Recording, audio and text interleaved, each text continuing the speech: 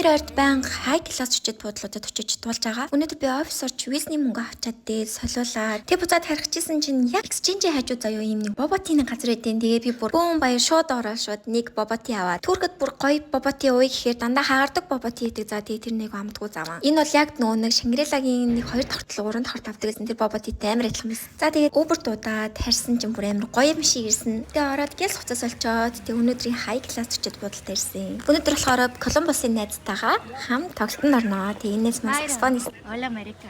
Гэтэ гэл юмнуудаа тавьчаад тэгээд хоолнд орохоор авчих. За тэгэл амар гоё хоол идэл суужсэн чинь хүмүүс бүр гарын өсгөө хөөж мөгөөж гीж гуйгаад хотлоодлаа. Энд одоо тэгээд ажиллахаар ирсэн хүмүүс нь ресторанд орж хоол идэхдээ ингээд гарын өсгөө зурдаг заавал. Ийм хоёр хүн орж иж хоол идсэн гэдгийг цаашаа ингээд мэдэгддэг юм лээ. Тэгээд баарнаас бас юм авахд ч гэсэн яг ингээд гарын өсгөө заавал зурж авдаг. DJ Myron.